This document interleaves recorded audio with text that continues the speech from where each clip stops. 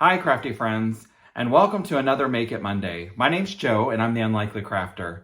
Thank you so much for tuning in. I really appreciate you watching my videos. Today, I want to talk about something that happens to me sometimes when I'm crafting, and that is being blocked creatively. There are times where there are so many ideas in my head or no ideas at all, and I don't know what to make, but I want to do something and I want to be creative. So I want to show you a few of the things that I do when I'm feeling kind of blocked creatively, and hopefully some of these things help you.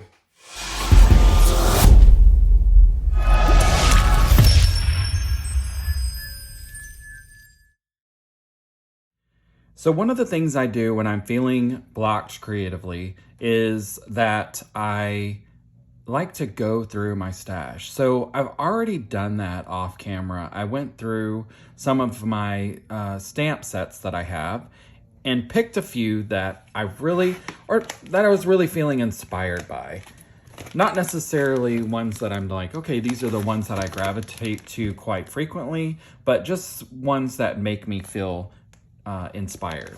So one of those sets is this Hydrangea set from Altenew. I love hydrangeas, it's my favorite flower. And I've used this a couple of times in a few cards that I've made. And I'm really liking right now seeing the very colorful backgrounds and the black and white stamps sitting on top. So that's why I pulled this one out, because I thought, that's a pretty cool look. I've seen it a lot lately and I thought I might try it. And this stamp would work well with that. So that was another one. That was one of them. And then also it's Chinese New Year, and I saw this origami set from Altenew, and I thought, what a great way to make a card for Chinese New Year, Lunar New Year. And so I thought about this with some gold embossing and red background. Then there's this one. I love Simon Says Stamps, CZ Designs. They're so perfect for clean and simple cards, which is cards that I typically make. But I love this set. It's very cute, and I thought it would be appropriate. But I've made a lot of Valentine's Day cards, and Valentine's Day was yesterday, so I thought, this one, I like this one, but I don't know. I was inspired by it because I do love the clean and simple design. Then the next one is this Concord and Ninth on the Diagonal Turnabout. I really like this stamp. I haven't really posted anything that I've made with it because I'm trying to perfect it, to be completely honest. I always get one of the lines off and it bothers me. So I thought, you know what, I could use this stamp today, and I'll tell you, I made a list of different techniques, but for this one I was thinking, what color palette could I use to make a great background? Then there's this one from Altenew as well. It's called Delicate Tiles. I really like this one, and I thought it'd be a great card to send. I have a friend that is going through some stuff right now, and I thought, well, you know what? This might be a good card to send. I can make a panel, pop it up, and it has some really great sentiments. So I thought about that as well. And then it is so cold here in the Houston area. We're expecting snow tomorrow. At least I hope we are. I know that's weird. A lot of you are probably over the snow, but I really like winter and snow. So I thought about this card. It's also from Concord and Ninth. It's called Bundled Up. It's got some cute little kids here and some really great sentiments for winter. And I thought it'd be great to send to some friends here in the Houston area, because it's like the winter apocalypse here. People are running around trying to get prepared for winter. And then there's this set. I really like this set, and I have used this one quite a bit. This is from Erin Lee. It's called Yes Girl. I love this set because they're huge sentiments. So you can use this. You can make a background and use this on your card. So those are the stamp sets that I went through that I kind of inspired me to make something. And then I go through and I make a list. And on this list, I kind of list techniques that I've seen, or techniques that I'd like to try that I haven't tried yet, or any new ideas. So for this, is like die cut windows. I've seen some cards that are really great that have die cut windows, and you open the card and the card continues on the inside. I really like that. The see-through cards that I'm seeing are amazing. I'd love to try that technique. I don't know that I'm going to try that technique today, but I'd love to try it. And then the gel press backgrounds that I'm seeing out there. I did recently get a gel press, and I love it. I'm addicted to making gel press backgrounds. I've used them in one card, but I have 50 million other that I could use. Then I thought, oh, I could use distress ink, oxide, alcohol inks, watercolor markers. I haven't tried those yet, and those might work. The next is ink blending, the resist technique. It's not something that I do a lot of, but I really like the look of it, so I thought about doing that. And then any die cuts that I have that I could probably use as standalone dies or anything like that, I kind of think, okay, well, what can I do with some standalone die cuts that I have? That might be easy, clean, and simple designs, and also creative. And then pattern paper. I don't use a lot of pattern paper in my cards, but I have a lot in my collection. So I like to sometimes think about what kind of pattern paper do I have that I could use in a card. And then next, I think about, or not necessarily next, but I also wrote down color palette. And that's because I'm like, okay, well, what colors inspire me? Because there are a lot of ways to get inspiration. You can get it from nature, you can get it from, furniture, anything. There's so many things out there that you can get inspiration from. So after I go through that whole process, I usually have an idea of some things that I want to do and, kind of lean towards one more than others. And so today I really want to use this set from Erin Lee, Yes Girl, and I am going to use the Stay Golden stamp set. And I'm also going to use, not stamp set, but stamp. I'm also going to use this rainbow, and I already pulled it off of the, I already pulled it out so that I can use it. And what I'm going to do is I have decided that I'm going to do ink blending, but not blending. I'm going to use my gel press. I'm going to use distress oxides, and I'm also going to use a resist on the paper, and I'm going to heat emboss this image. So let's get started. Okay, so now I have everything set up. I'm going to heat emboss this image in gold across the background here that I'm making. And if you've watched my other videos, you know I'm not the best at eyeballing and stamping, but I figured I'd be okay because this is just a repeated image, and I think it'll be fine. So I'm gonna speed this up while I heat emboss this and create the background for the card. Enjoy.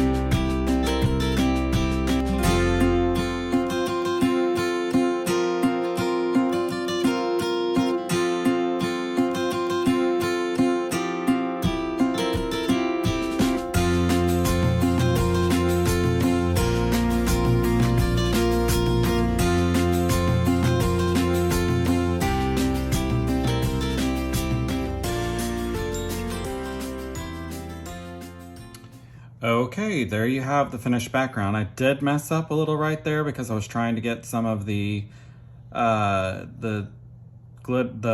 embossing powder. I can't talk. I was trying to get some of the embossing powder out of the space that it didn't need to be in. So I kind of messed that up a little bit when I was cleaning it up with the paintbrush, but that's okay. We're gonna fix it later and I will show you how. Next, we're gonna be using the gel press. And I really like the gel press. I have a 5x7 here, and I feel like this is probably the right size to use for a standard size card base. And then I have the sprayer that I just bought at Michael's. I just started working with the gel press, so bear with me. And I've never used oxide inks. So we're gonna try this together, but I have my Distress Oxide inks that I'm going to be using. I have the whole rainbow here. I may leave out one if it doesn't fit, but Here is Candied Apple. And I've done a couple of rainbows on this gel press, as you could probably see. I just love rainbow cards. I don't know why. They're just awesome. And here's one of my favorite colors, Spiced Marmalade. Sorry, my hand's in the way. And I'm just gonna overlap the colors. And I probably will get some ink on my orange pad, some red ink on my orange pad, but I can clean that off later. And then I'm gonna use Scattered Straw for the yellow. Oops. And then I'm gonna overlap these a little bit. And we're using Broken China for blue. And the blue and the yellow will make green. So, and next we're going to use Wilted Violet. Making sure to overlap those. And I have just a plain old piece of paper here. I'm gonna blend the colors together, just kind of roll it. I'm not gonna do a lot, just enough to get the colors starting to blend. And I actually like the scratch page. Sometimes these end up more pretty than the presses you pull. So I'm just gonna run it over twice. I don't wanna do too much. Again, that is pretty. I like that. So now I'm gonna get my water and I'm just going to mist my gel press to activate the Distress ink and get my card front. My card front here, and hopefully this works. So here goes nothing.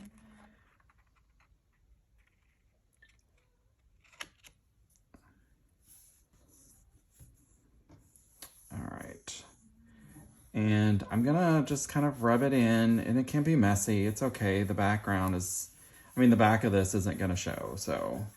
But I'm gonna rub this in, make sure it's nice and covered. I'm not applying a ton of pressure. I'm just kind of running my hand over it so that I make sure the color kind of gets on the paper. And we're gonna hold it there for just a few more minutes. And sometimes when I'm doing the gel press, I like to leave the paper there for a good amount of time, like maybe 1 or 2 minutes, just so that the color has a chance to absorb into the paper. But I'm not using acrylics, I'm using Distress Oxide inks. So hopefully I'm not pulling this off too soon, but here goes. I like this part because you never know what you're gonna get. And hopefully what we get is something that we like and is beautiful. So here we go, I'm gonna pull that off. And it's pretty. It's got a little bit of weird colors in there, some different textures down here, but I actually really, really like it. So we're gonna set that aside to let that dry a little bit, and then I'm just gonna take the back of this sheet and I'm just gonna lay it down. And we may get some of those rainbows on the other side. So let's see what comes off. I really like the gel press. I'm not kidding when I tell you I'm addicted. I had to create a file folder for my filing system of gel press backgrounds. So, oh look, that actually is really, really cool. I really like that, and I can cut that down. It's perfect card size, and use that on another card. And I might actually do that today at the end of this video. So, gel press, it's a lot of fun. Oxide inks, they look great. I have to say that I'm a bigger fan of using acrylic paints on the gel press, just because I think there's just a little bit more control. And I think the whole thing about the gel press is there's no control, but for me, I think the acrylic inks are probably better for the gel press. Although this background did turn out amazing because I love Distress Oxide inks. They're pretty cool and fun to use. Okay, next, as I said before, we're gonna be using the Stay Golden, but there is also a die that comes with this, and I think the die would be best. So I am just going to take the die out, and what I'm gonna do is I'm going to cut it out in gold. I think gold is probably the best choice. I'm gonna cut it out in gold, and then I'm gonna cut a few more in black so that it pops up off the page. So I've cut out my Stay Golden using the die cut from Erin Lee Creates, and I'm going to glue all of these together so that this pops up off of the front of the card. So I'm going to speed this up through that process. I'm sure we've all glued before, so enjoy.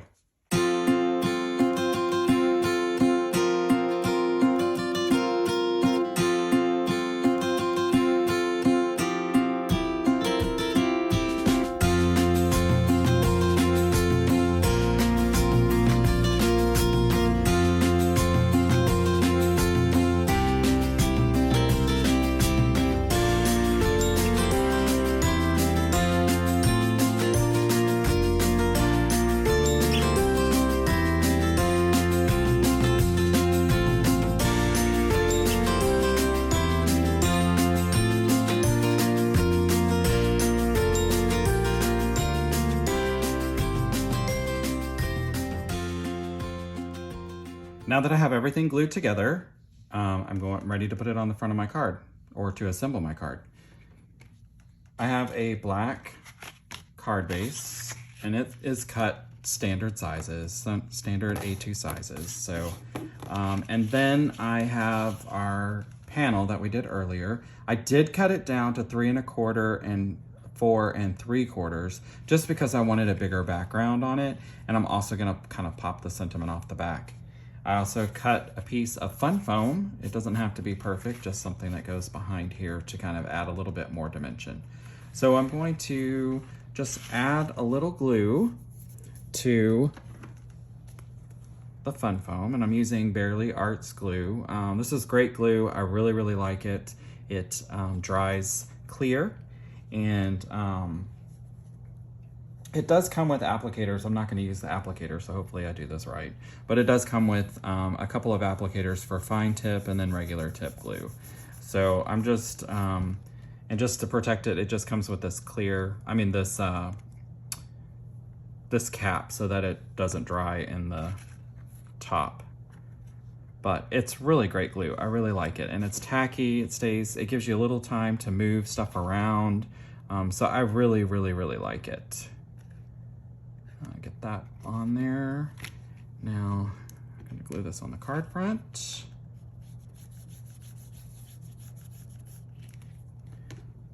And it really doesn't take a lot. I'm using way too much. I'm going to put this on the card front and kind of move it to where I want it.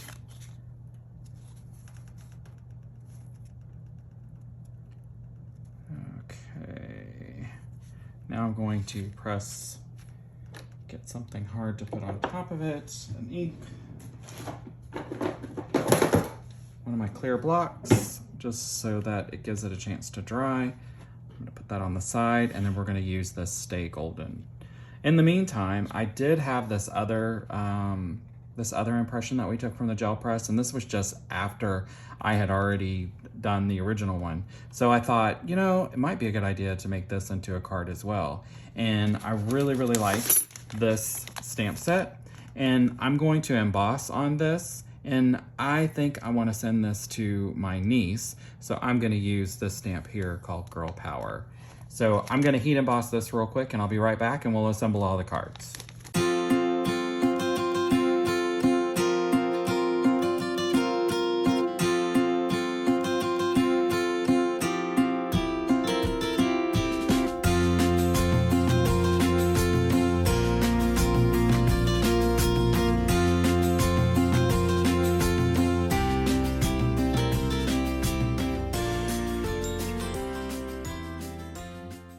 I really like the way this turned out, and I was debating because this is the back. This was just the scrap paper that I used to use on the brayer, and it actually turned out really cool on the back. So as I was embossing this, I was like, oh, that's really nice too.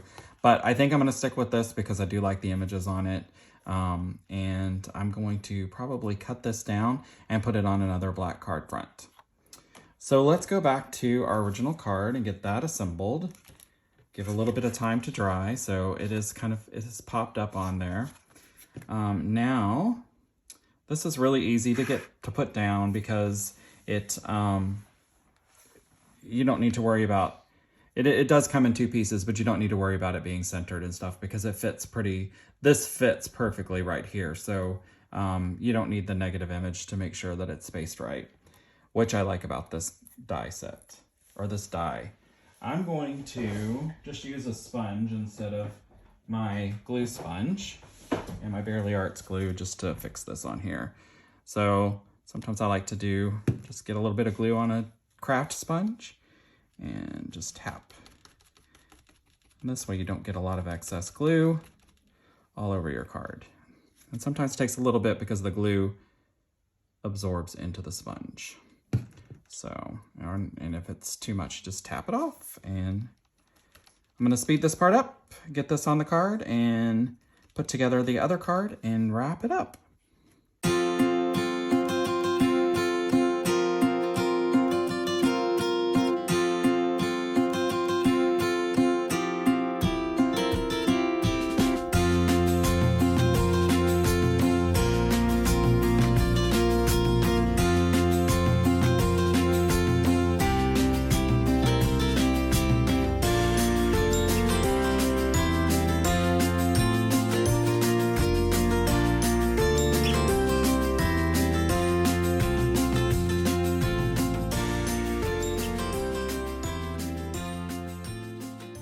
Okay, now we have our finished cards. If you remember when I did this initially with the gold embossing, I messed up over here on a palm tree and you really can't tell at all. If you did this and you didn't cut it down as small as I did and you wanted to put a sequin on it, you could put sequins on this. I think the sequins would really make it pop. But I really like the way this card turned out. And it's interesting because I wasn't feeling very creative and we made this card. It's clean, it's simple. It's not a lot of work, but it's also creative, and it also looks good, if I do say so myself. And the other card I made, I used a piece of Erin Lee Creative's Rainbow Holographic cardstock. I can't talk, but it actually turned out pretty good. I used the Distress when I cleaned off my gel plate. This is from just the leftovers, so it actually turned out pretty good. I really like the way it looks, and also the sentiment. Then I'll send this off to my niece. She's gonna love it. Well, I hope you got some tips and tricks for how to get out of that creative rut. It happens to all of us. It happens to me quite frequently. And not only do you get inspiration from nature, from furniture, as I said earlier, which thinking back on that, I think that's kind of funny, but you can also get a lot of inspiration by following people on social media. There's so many great card makers out there that can help you get out of that creative rut. Just scroll through and tag some of the things that you like, comment on them, share them, support those card makers, and get out there and be creative. The most important thing to do when you're in a creative rut is just to sit down at your craft table or wherever you craft and just start creating. It may not turn out like you like, and it may not turn out at all, but at least you tried and you started getting those creative juices flowing. And 9 times out of 10, I bet you will come up with something great, even when you didn't plan it. So thank you so much for watching. If you enjoyed this video, please make sure you like, subscribe, and click on that bell so that you don't miss any of my new videos that I post. Again, I appreciate you taking the time out of your day to watch this video, and hopefully you have a great week. Take care. Bye. Today, I want to talk about something that happens to me. I'm blocked creatively. I'm not so sure, but I don't like that either. Having no idea what I want to make. Patterns in nature, patterns in furniture, but you can also get some really great information. Come on now.